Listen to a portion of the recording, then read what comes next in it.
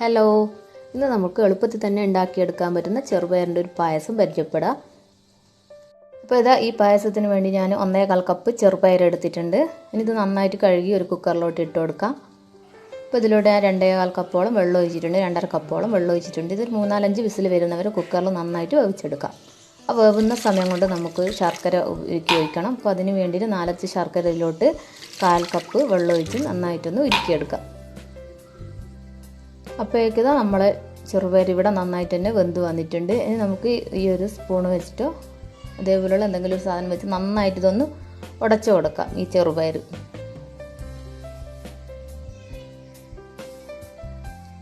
അപ്പോൾ ഇത് ഉടച്ചു കൊടുത്തു കഴിഞ്ഞാലാണ് നമ്മളെ പായസത്തിന് നല്ലൊരു തിക്നെസ്സും അതേപോലെ നല്ലൊരു ടേസ്റ്റും ഉണ്ടാവുള്ളൂ. അപ്പോൾ നന്നായിട്ട് തന്നെ ഉടച്ചു കൊടുക്കാൻ വേണ്ടി ശ്രദ്ധിക്കുക. അതിനുശേഷം നമ്മൾ ഉരുക്കി വെച്ചിട്ടുള്ള ശർക്കര ഇതിലോട്ട് ഒഴിച്ചു കൊടുക്കാം. ശർക്കര മുഴുവനായി അരിപ്പയിലൂടെ അരിച്ച് ഒഴിച്ചതിന് ശേഷം നമുക്ക് നന്നായിട്ട് ഇതൊന്ന് മിക്സ് ചെയ്ത് കൊടുക്കാം. അതേപോലെ നിങ്ങൾക്ക് എൻ്റെ ചാനൽ ഇഷ്ടപ്പെടുകയാണെങ്കിൽ എന്തായാലും മറക്കാതെ സബ്സ്ക്രൈബ് ചെയ്യണേ. അതേപോലെ ലൈക്ക് ചെയ്യാനും കമൻറ്റ് ചെയ്യാനും മറക്കരുത്. അപ്പോൾ ഇത് നന്നായി മിക്സ് ചെയ്തതിന് ശേഷം ഞാനിത് ഒരു അടുപ്പിലോട്ട് മാറ്റിയിട്ടുണ്ട്. അപ്പോൾ മീഡിയം ഫ്ലെയിമിലിട്ടിട്ട് ഇതൊന്ന് തിളപ്പിച്ചെടുക്കണം.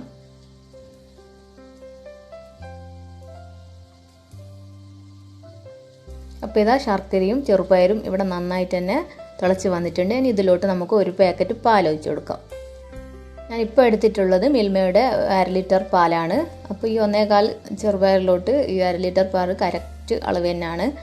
ഇനി ഇതൊന്ന് നന്നായിട്ടൊന്ന് തിളപ്പിച്ചെടുക്കണം.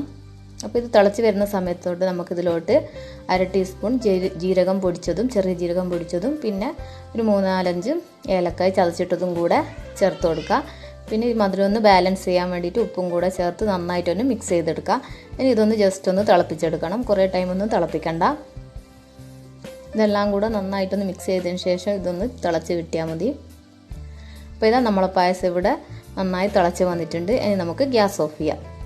ഇനി ഇതിലോട്ട് നമുക്ക് കുറച്ച് തേങ്ങയും അണ്ടിപ്പരിപ്പും ഒക്കെ ഒന്ന് വറുത്തിടണം. അപ്പോൾ അതിന് വേണ്ടിയിട്ട് ഒരു പാനിലോട്ട് 2 ടേബിൾ സ്പൂണോളം നെയ്യ് ഒഴിച്ചിട്ടുണ്ട്. പിന്നെ കുറച്ച് തേങ്ങാക്കൊത്ത് ചേർത്ത് കൊടുക്കുക. അതൊന്ന് ചുവന്ന് വരുമ്പോൾ അതിലോട്ട് കുറച്ച് അണ്ടിപ്പരിപ്പ് ചേർത്ത് കൊടുക്കുക. അതേപോലെ തന്നെ കുറച്ച് മുന്തിരിയും കൂടെ ചേർത്ത് കൊടുക്കാം.